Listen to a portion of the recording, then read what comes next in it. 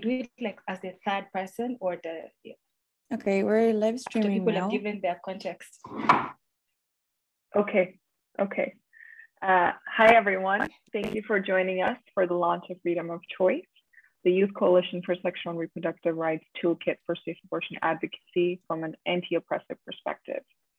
In today's session, we'll discuss the importance of abortion advocacy, bodily autonomy, and the ways in which we can support this process as young people without reproducing discourses of oppression. I'm joined by 4 of my Youth Coalition colleagues to discuss the relevance of our toolkit and how it can be an asset for advocacy. Brief introduction before I jump into the session. My name is Fakir Thind. I am a Canadian lawyer and an SRHR advocate currently based in Switzerland. I am also the treasurer and a member of the Youth Coalition. Firstly, out of our panelists, I would like to welcome Dr. Marianela Martinez.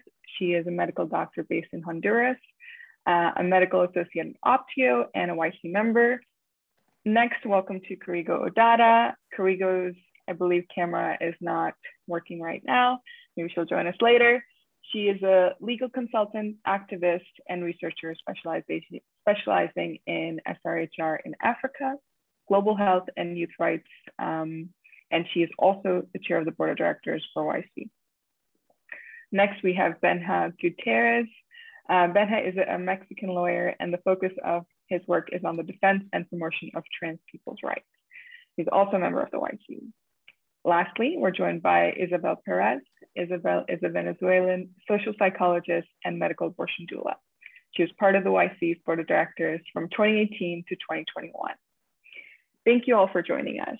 I'm eager to jump right into this discussion. So my first question is for Marianela. What does abortion look like in your region in terms of laws and policies, regulations, and how does being a medical doctor inform your advocacy? Thank you so much for having me here. I live in Honduras, and the Central American region is one of the regions with the most restrictive laws for abortion. It's completely prohibited in El Salvador, Honduras, and Nicaragua under any circumstance, including sexual violence or when the mother's life is at risk. Unfortunately, the government created a law in January that blocks any initiative for the legalization of abortion in my country. So the panorama looks very dark. We don't see a future where abortion rights are completely cleared in my country. And that generates that all the people that want to access an abortion has to go to clandestine clinics or clandestine providers in order to have the service. And if they have the means, they have to travel abroad to get the service. Being a doctor that advocates for the right to choose is also a very hard thing in my country because it's a very stigmatized thing. Even if we have a survey where more than 60% of the population were for the legalization of abortion under 3 causes, it's still a very stigmatized topic where there's a lot of taboos that you cannot address being a doctor without hurting your career. Thank you, Marianela. And in terms of accessing abortion services, however limited they are, how has that been affected by the pandemic? Well, the pandemic didn't make a difference because it's completely prohibited. It made a difference for post-abortion services because people were afraid to go to the hospitals, or it was not prioritized, such as COVID. COVID was the main priority for the government right now. But in order to have access to the interruption of pregnancy, it's completely prohibited. The only thing that influenced in this access was the legalization of abortion in Argentina that made politicians very afraid. So that's why they created that law that bans any initiative in my country, unfortunately. Thank you very much for that. Next, if I can have Benha please discuss, from a legal perspective, what does abortion advocacy look like from your perspective and in your field? Yeah, for example, in Mexico, it's still a crime in the majority of the country. It's just legal in 5 out of the 32 states. And I think that this is because there is a lot of misinformation about abortion and about SRHR in general. I think that that there has been like a really big step recently, because the Mexican Supreme Court, just pronounced in favor of the decriminalization of abortion.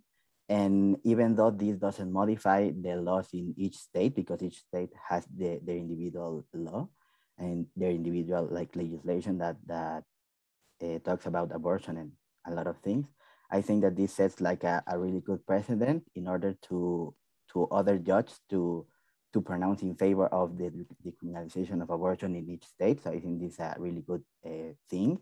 And another good thing that happened recently is that in this determination, the Supreme Court talked about women and other people who can get pregnant. So this is like a really big step for trans people, for intersex people, for non-binary people, because we are not normally included in laws that talk about abortion or any medical services in general.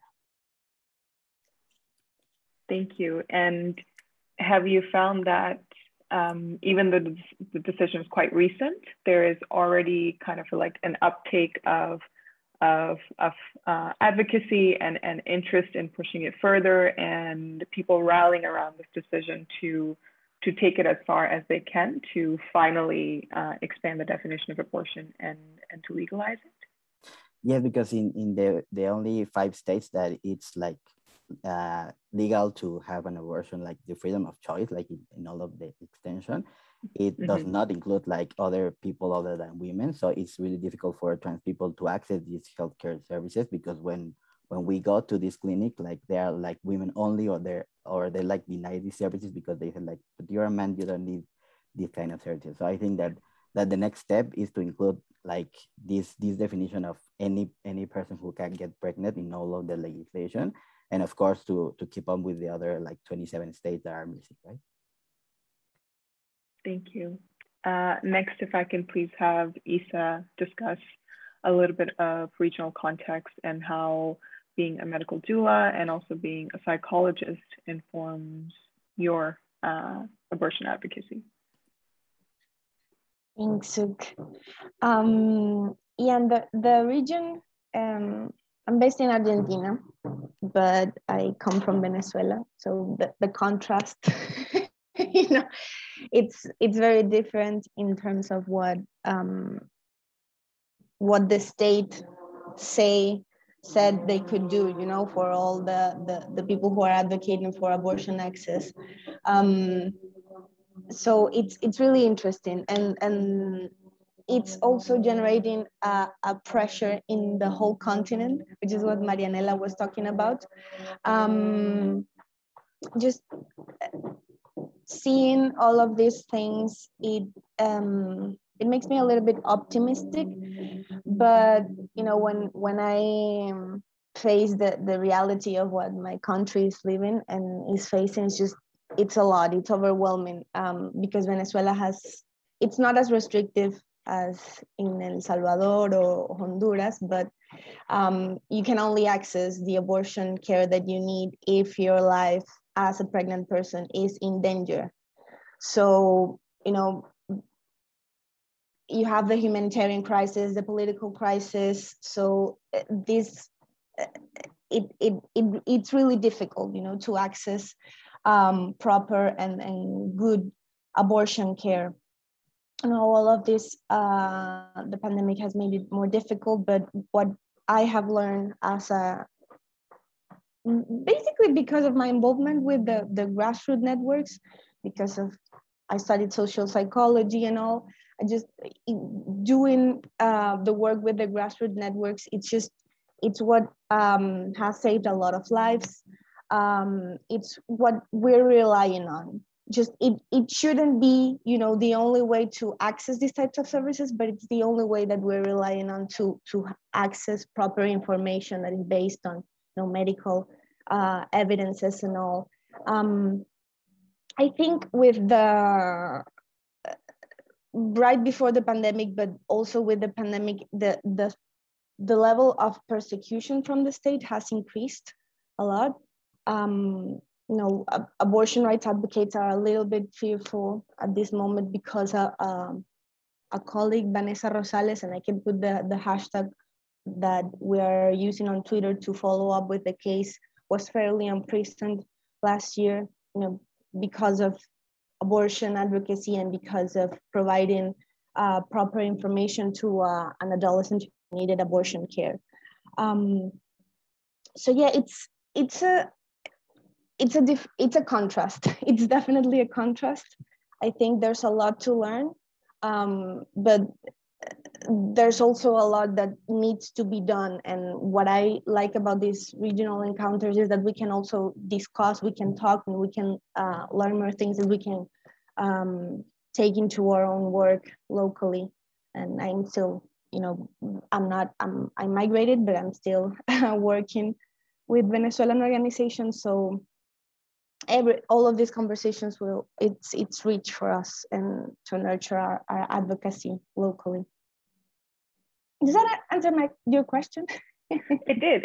It absolutely did. I think, and I especially like that you highlight the aspect about grassroots work, because sometimes it is direct impact that you need to see from your advocacy, whereas in other spheres, it's not as obvious if you're going to make a difference. It's not that clear that it is changing things. Whereas grassroots is also the most accessible for people who need that kind of help.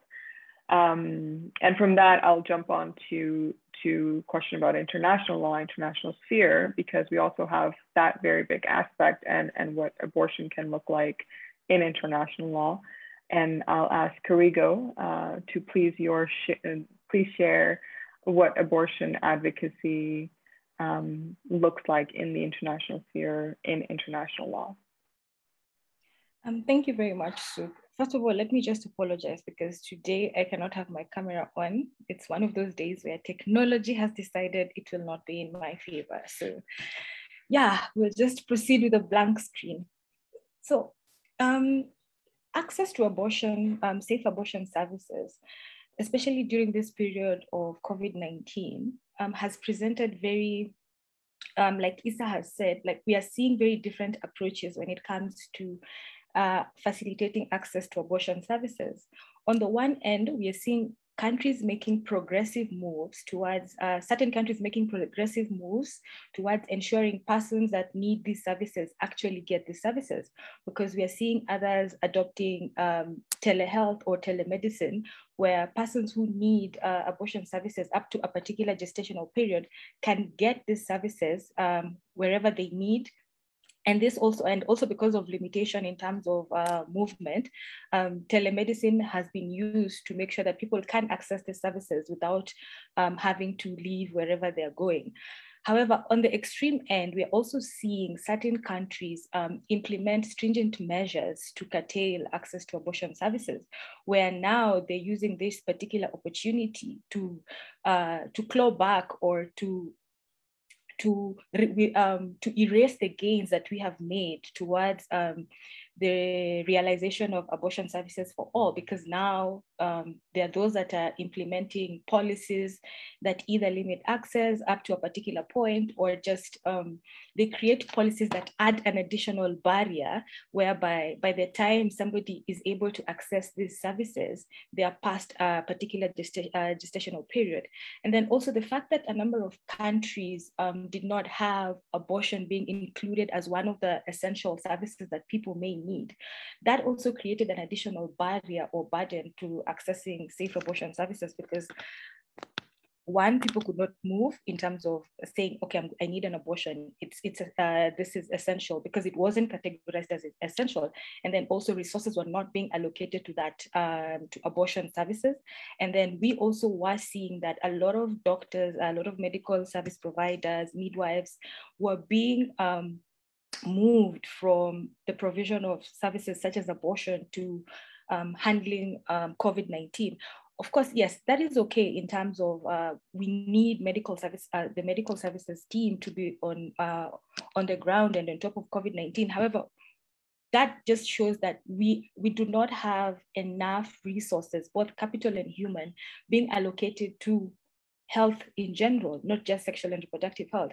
However, when we find ourselves in a situation where we have to choose between one particular health issue over the other, really, that's just a very, very dangerous situation that we are in as a globe. However, like when we examine the history of abortion and how the laws and policies around abortion have manifested throughout history, you'll see that abortion is more or less just about the policing of bodies. It's about policing bodies of persons who are capable of getting pregnant. And when you look at this nature of policing, it's about, one, maintaining a skewed power imbalance that favors persons who do not have uteruses. And then also it's about perpetuating a heteronormative narrative around gender identity and sexuality. And because this is the approach that has its roots in colonial legacies of, colonial legacies that were mainly built on morality that is Christian-centered, we are seeing that most parts of the globe adopted a particular approach to abortion that is not science-based, but it's just about what a particular religion or particular moral standards require. So because that is because that is the status quo, we find ourselves, especially as young people, in a very difficult situation, because not only are laws and policies at national, regional, and international levels creating a barrier for us in terms of how easy we are able to access services, but we are also finding ourselves in a situation where these laws and policies create a very hostile environment, not only for those of us who are seeking these services, but also the service providers, because of stigma, and also because of the fact that seeking these services and or providing these services could actually mean criminal penalties for people depending on where you find yourself in. Yes.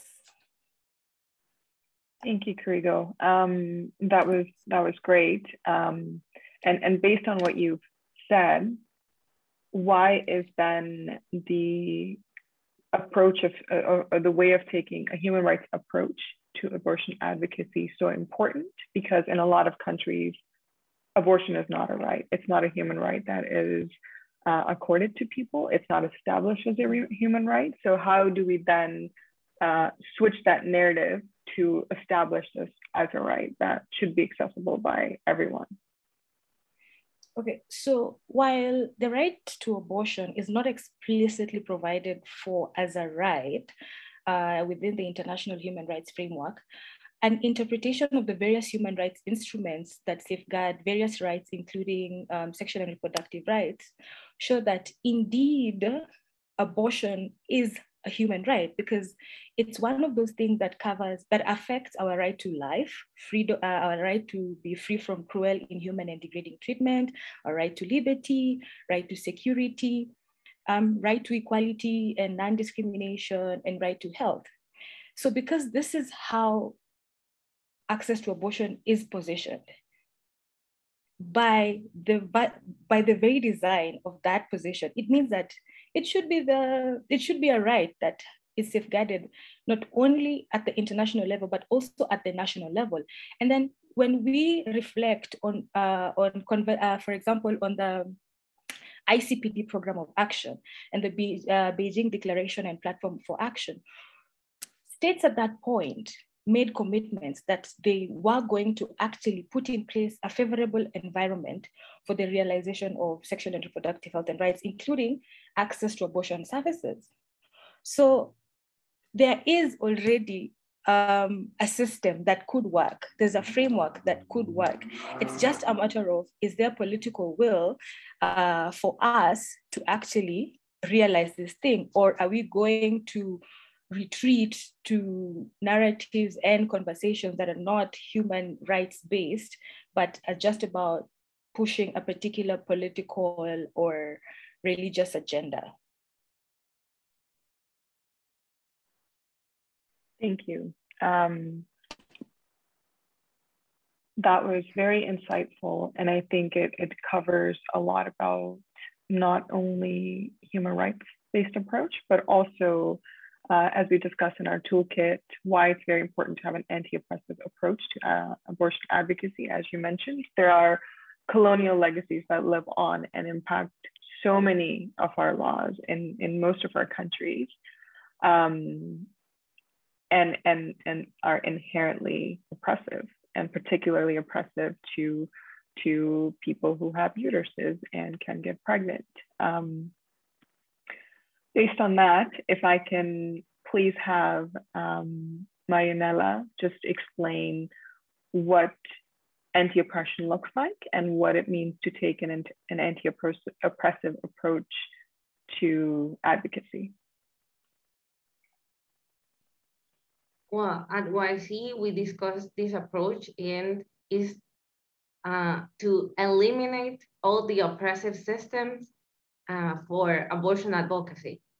This is very important because as young people, we know that it was not discussed before. We can revise the history in abortion advocacy. And in the 70s, we know that they only mentioned white cis women in Europe or at the US, and we left behind all these so-called minorities that they are not minorities. That's even an oppressive name used to invisibilize these people. And for us, it was very important to be able to include people that are non-binary, trans, non-gender conforming, not the usual white cis woman, and also include indigenous people, racialized people in our approach, because this is science. These people are not able to access the same services that the privileged white cis people in general. And that's why we wanted to take an anti-oppressive approach to open the eyes of the activists and see that even if we have the availability of the service in countries where it's legal, these people that has been invisibilized and oppressed don't have the same access. It's like they live in the countries where laws are restricted. It's like they live with me, and it's not fair. And in order to have a reproductive justice, an anti-oppressive approach is more than necessary. Thank you. And in terms of the legal field, which in itself, in most countries, is an oppressive system. Most legal systems are oppressive systems, and only seem to target certain groups of people, laws that only target certain groups of people. Could I please have Benha go over how do you have an anti-oppressive approach in your work as you work in a system that is inherently oppressive, and what does that look like? Well, I think Marianela said it like very well. I think that an anti-oppressive approach for me looks like an abortion advocacy where there is not like ableism, like classist, like racist, like this heteronormativity, this is normativity, all of these things that I think that sometimes we don't see that we replicate. And when we replicate them, we are like doing the opposite that we want to do, that is like destruct this patriarchal system that it's like all around us and that it's like useless.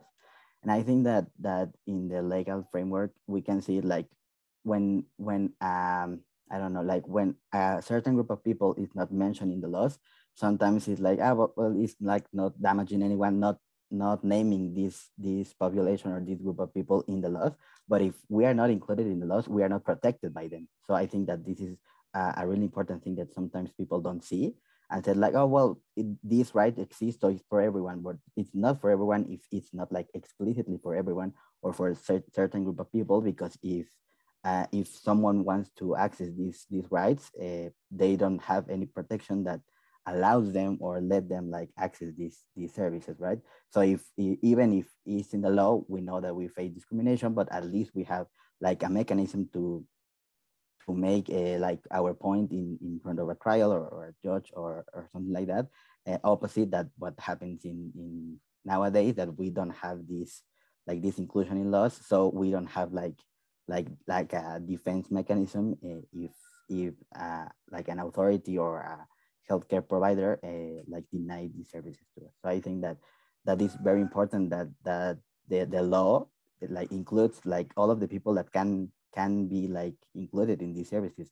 And sometimes people say like, well, we can't put everyone in the concept, but yes, we can. And the laws are like really big because they are made for that. And some people think like legislation can be like 2 pages long, but no, it can be like 200 pages long. And it's not a problem because, I mean, they are not going to read it if they don't need it. And if someone needs to access this right, they are included in the law. So I think that's a really important point of an anti-oppressive approach to abortion. And both Marianela and Isa mentioned that there is stigma associated with abortion advocacy. So would you say there is stigma being in the field of abortion advocacy and the work you do, but also being in the legal field? And do you sometimes feel it's an especially difficult situation to be in? Because I think it's a more rigorous field to be in, and like you mentioned, you're working against the system the entire time. And how do you deal with the stigma? Well, I think that sometimes it's like two kinds of different stigmas. The first one being like being an advocate for abortion, and the second one being a man advocating for abortion, because sometimes people again don't like have in mind that different bodies exist and that men can get pregnant and therefore can get abortions. So sometimes like people see trans, like society in general, see trans people, non-binary people, intersex people, like why are they advocating for this thing in specific, or why is a guy in the march that they are doing for abortion advocacy? So I think that it's kind of difficult to always live in a system that kind of doesn't really see you or don't really like have in mind that you exist. I think that sometimes for society in general, trans people exist, but they see us like in a bubble, and that we never come out of this bubble, and we live in this bubble for eternity. But they don't see us like in public spaces, in laws, in public policies, in the hospital, in school, etc. So I think that it's really hard like to be taken into consideration when talking about abortion, about sexual and reproductive health rights, about contraceptive, about a lot of things, because people don't see us like that, right? So I think that is a particularly like weird journey, but I think that it's really important to be visible and to be like there, because if we don't do it, like no one else is going to do it for us. So I think that it's important for us to be visible and to do the work, even if we like bump into a lot of walls all of the time. Thank you. And next I wanted to go to Isa to also ask about anti-oppressive approach and what that can look like in grassroots work. Yeah, thanks, Suk. I also think this question is really interesting because you can go like in depth into other types of conversations because of the and there's a lot of I'm not going to go through it because there's a lot of information out there, but Latin American researchers, have analyzed the role of the nonprofit sector and the role of international non-governmental organizations in our regions, in regions in the global south. And, they have served as tools for oppression. So it's, of course, it's not a surprise that a lot of people who are working in the sector, advocate for abortion on the basis on racism and classism, and people saying, abortion is a tool for ending poverty. People who are related to the United Nations, people who are related to even our own institutions at national levels. So it's like, yeah, I don't advocate for abortion just to end poverty. Like, that's like, trying to fill a hole on the wall with just clothes. That's not what you do as a state. And you can just continue to push for this narrative that abortion and sexual and reproductive rights and services are a way to just try to solve all of these economical and societal issues, right?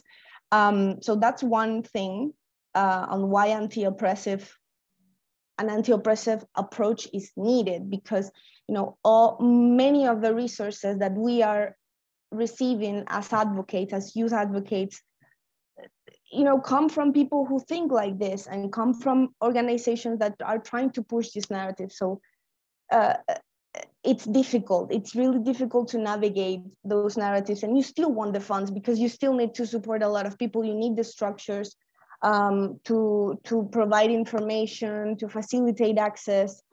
But you don't want to push for that. You're not advocating for abortion for that. You're advocating for abortion because it's the right of people to decide upon their bodies as they see fit, right? That their needs.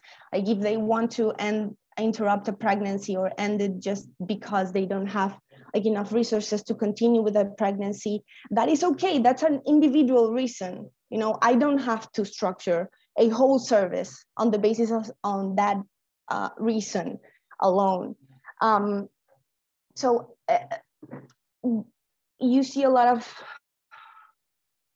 of services, a lot of people who are doing this work, and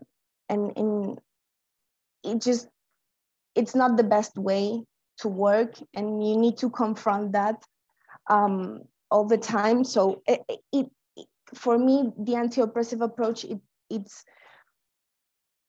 two things, because we want to enable a space for all experiences to be reaffirmed and reassured, because all abortion experiences are different and unique, but also a space to reflect internally. What are we trying to accomplish? What are we actually saying? So it is really needed. And there's what you were saying, Denha, about, if we're not reflected in the law, and by the way, that's what laws are for, what else are they for?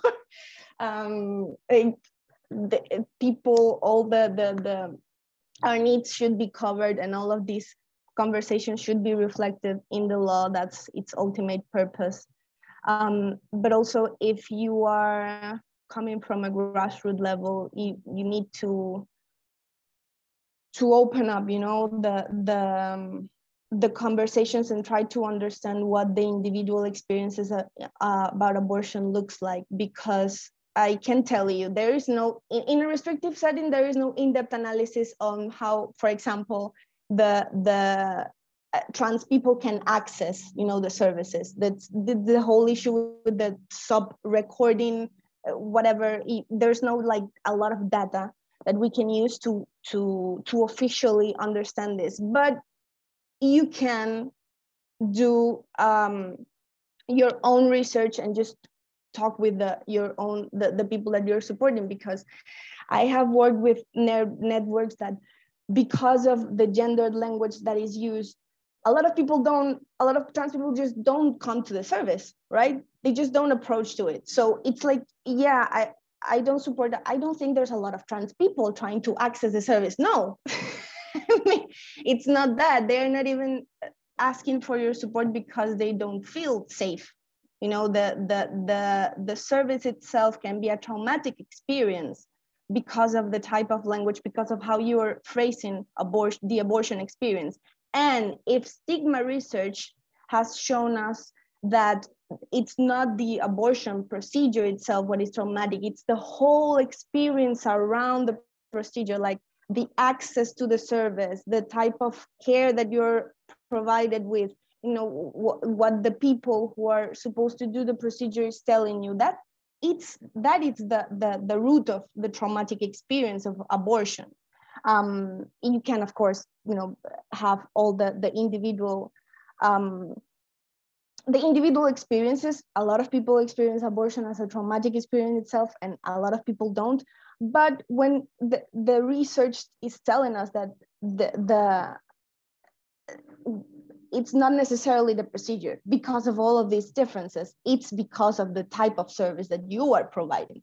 So if you don't like have these conversations internally, then you're not really addressing the oppressive and the oppression that your support is actually causing to other people. So it's a complicated conversation to have because it's conflict. I think I love conflict in the sense of that it just it makes relationships healthier. Just it's difficult, right? You don't. It feels like you're being called out. It feels like, you know, you want to this is something that happens a lot. The issue with the erasure of cis women. You know, we have heard this a lot. Like, I don't want to. In Spanish, it's particular because you have like different ways to use non-gendered language. Some people use like pregnant bodies, like cuerpos gestantes. I tend to use people, like pregnant people. But you know, I don't want people say to you like, I don't want women to be erased of this whole narrative. But you know, it's, I don't know, what exactly do we want about abortion itself, like, and an abortion services to look like? You don't, we're talking about healthcare. You know, we're not just talking about what you think a woman is, or the concept, the political concept of womanhood is. We're not discussing that. Like, I think it's important to have those conversations, but you know, abortion is one part of bodily autonomy. So it's a reflection that needs to happen internally. Thank you. Yeah, and I would like to ask a much bigger question based on all that, because you've highlighted various systems, various assumptions, various discriminations that come into play when it's the specific issue of abortion. What then does your ideal system, ideal society, ideal healthcare system look like? Like, what would you like to see to have access to safe abortion for everyone? Yeah, it has a lot of layers, that question, right? But I think the ideal system for me, it needs to take a lot of the experiences of the own community advocates, you know, like the people who are supporting their own friends, like their own networks. Just that experience is really, really, really good, because it also, it's like demedicalizing abortion. Like, it doesn't necessarily need to happen in a clinical setting, but it's also it's also taking into consideration that there's a lot of medical knowledge, but the experiences are different. So you can have a very personalized healthcare service. You can have all of this knowledge, all of this information, but then when you're with that person, you will refer to the experience of that person. So an ideal system is just a personalized service, but also a space where we can also reflect on the own language that we're using, what are the narratives that we're trying to push for. I think it's a complex conversation because you can also bring, comprehensive sexuality education into the topic. But if we are going to after, the legalization happens, well, you don't even have to wait for that to happen. Like, there's a lot of organizations that have their harm reduction approaches, and within these models, which certain organizations like really have their human rights approach. It's like, I understand this is your right, I accompany your decision. So that's a really good learning that we need to take to build this ideal system, the human rights approach, the personalized care, because all experiences are different. And it's a more of a person-centered approach where I accompany these processes, and I have a lot of information, but you are ultimately the person who is an expert on what is going on your body. You are the person who is making all the decisions. So that's what the ideal would look like for me. Thank you. Very, very comprehensive answer to an extremely complicated question that I think we're all seeking to answer for ourselves and within our organizations. And same question, because I think this is the question to answer. I would like to ask Carigo, and what does your ideal systems, societies, regional, however much you want to cover, because it can get as big and as small as you'd like. What does it look like for you? Before I answer how my ideal system looks like, I just want to add on to what Benha and Marianela said. Framing and language contributes significantly to the erasure of identities, right? And this is something that has been done over time systemically, and it is perpetuated through things like laws, policies, programming, and how resources are allocated. So it is something that is being done intentionally. And because it is being done intentionally, the people doing it know that by doing this, they are erasing identities, they're erasing groups of people that they do not want, or they do not feel that they should enjoy equal rights, which is not correct. So for me, this is usually just about recognition of the inherent humanity of all persons and shifting the skewed power imbalance that those who are against the recognition of identities do not want to see.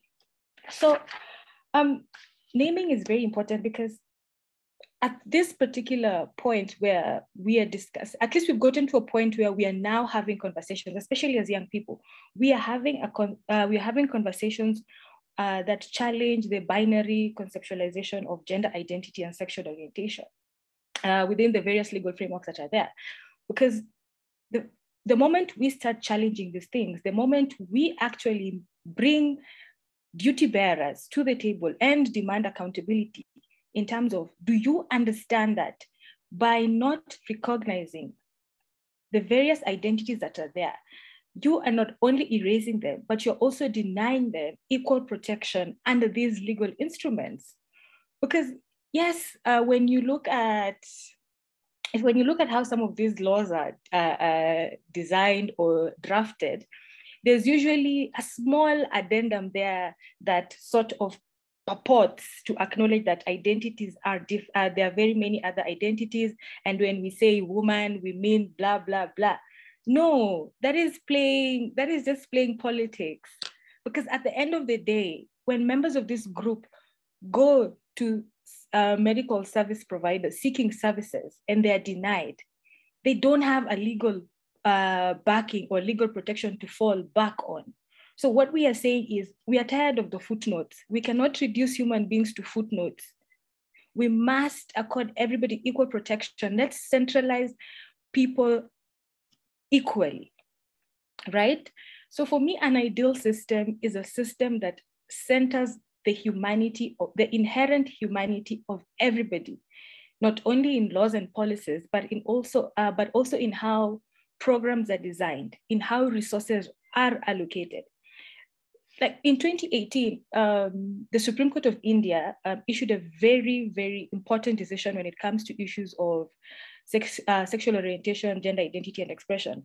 And it's a very huge document. It's like 400 pages, but within those pages, there are very important arguments that are being made by some of these judges around issues of the importance of recognizing and acknowledging the inherent humanity, the inherent dignity of individuals, and how the way and how and some of these judges talk about how the fact that we insist on limiting our conceptualization of gender identity and expression to a binary system is actually very, very counter human rights, right? So for me, that's the system that I want to see. Enough of the footnotes. No, we can't continue like that. And I think it's for us young people to now challenge the status quo. We need to move away from the politics of the body. It's not, we need to challenge the policing that is currently ongoing. And this policing is, in my opinion, primarily influenced by a false conceptualization of morality that is hinged on perpetuating systems that are more or less Christian oriented. It's just about power. It's about power, it's about control. So yeah, that for me would be the system, the ideal system. And I hope I have answered that question. You absolutely have. And I think given a lot of us a lot to think about, because it's absolutely true. In so many spaces, in so many documents, it's just footnotes, like one word to describe something, and then this can mean X, Y, Z, but how hard is it to write this applies to X, Y, Z instead? And then, but of course we know, especially abortion, but other issues of SRHR as well, they're so politicized. They are so politicized, and it is a tool that politicians use to gain power, to engage their supporters and all of that. And I think it's such a big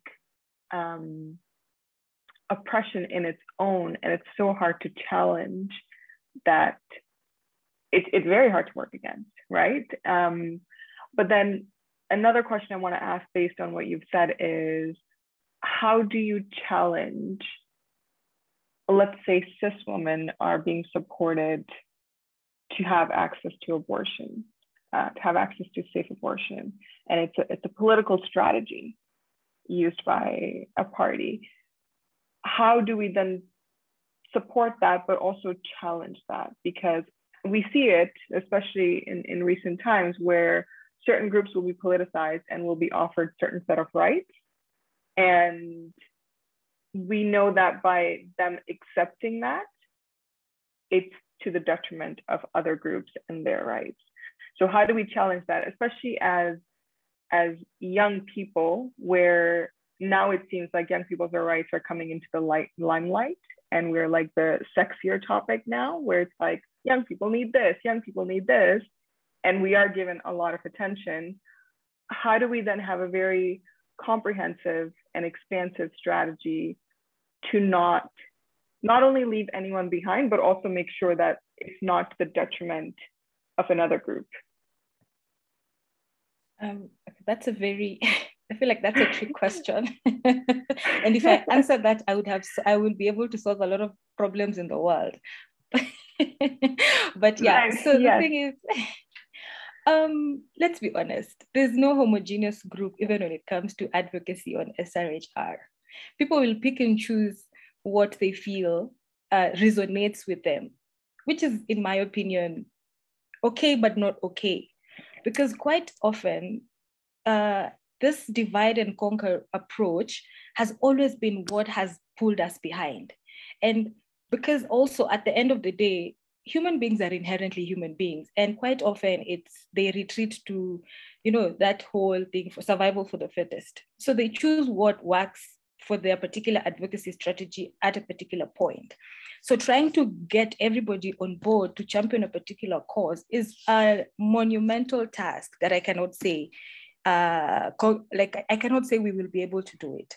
For me, the thing is this: we know what we want as groups, as movement, as individuals. If you know what you want, and for us as YC, we have decided that we are not going to do this pick and choose thing. That's the contribution that we can bring to the table. We are going to say, if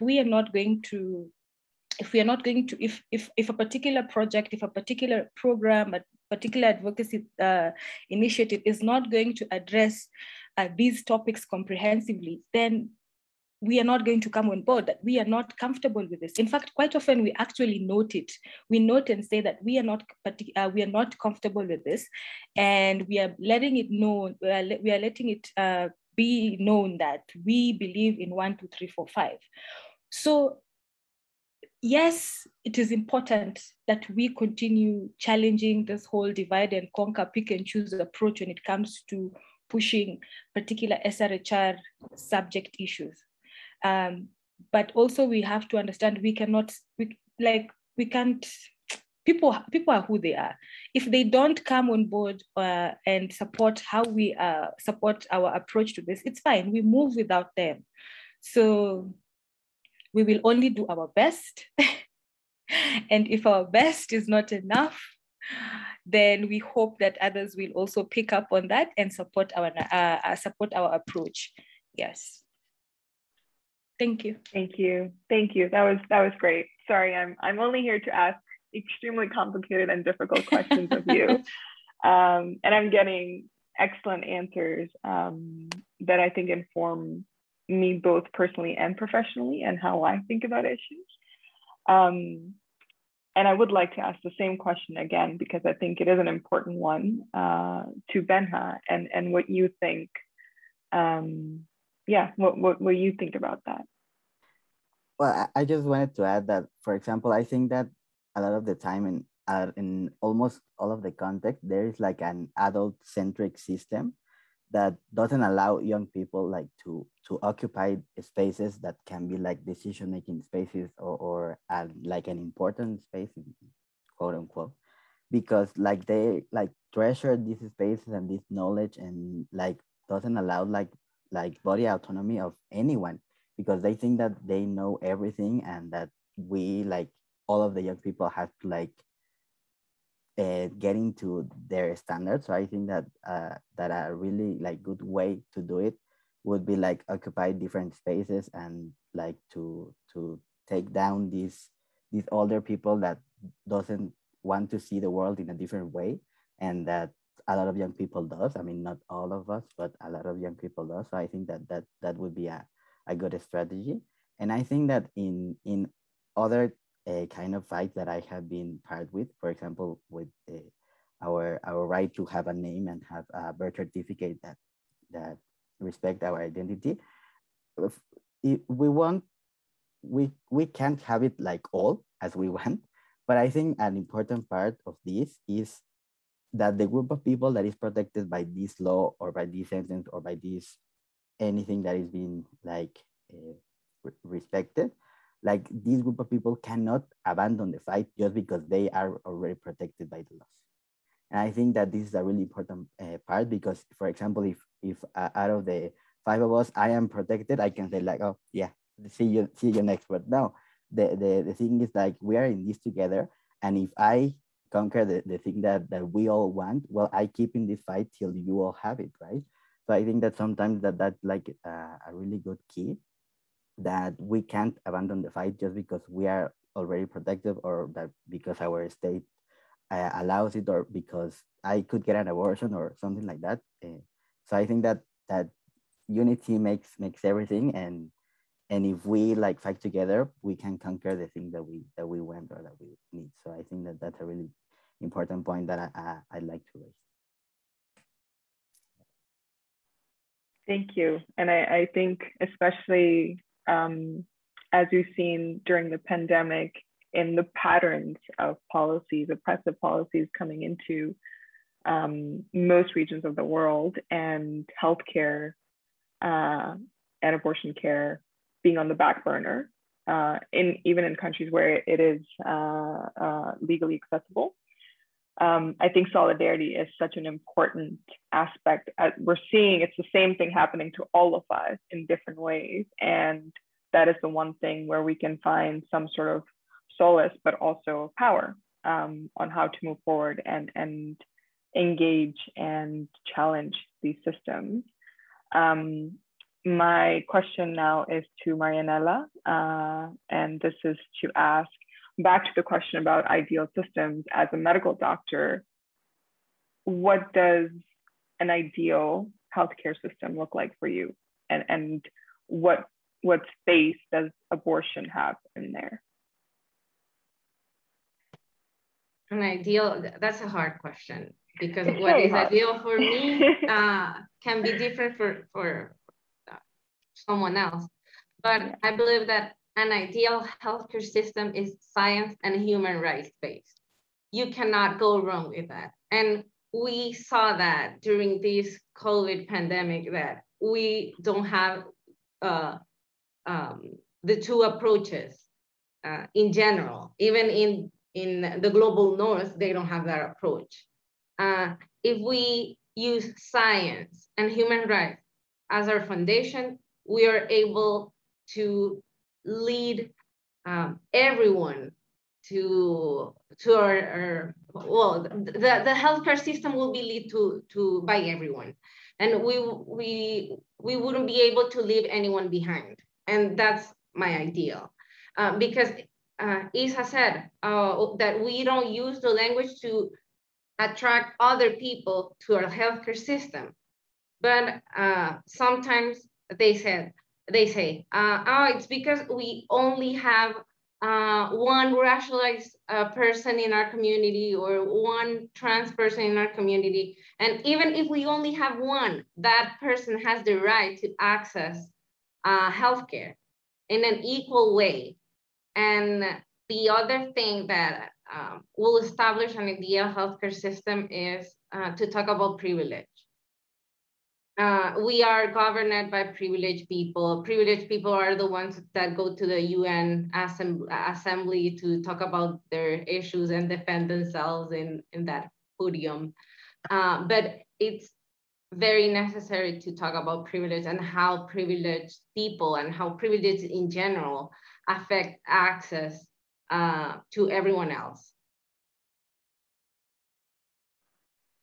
Thank you very much. And I think we've come back to the full circle on anti-oppressive approaches and how privilege fits in there and how important it's to acknowledge and how different it can look like for different people, like different aspects of privilege, financial, racial, and all of that. Thank you, everyone. As we're wrapping up this session, I have personally learned so much, and it was great to hear you talk about ideal systems, especially. That was my favorite part, because that is something I always think about, like what is the end goal for all of us? What are we aiming towards and how do we get there? For the last 2 minutes, I invite anyone to speak about how to build solidarity and how to keep moving towards these times and use our toolkit to challenge, to keep going and to work through the times that we're currently living in. If anyone wants to jump in. I think I would like to say that I am very excited for you to read this toolkit, because I think that it's a really great like guide, even if you are like starting in abortion advocacy or you are already in advocacy.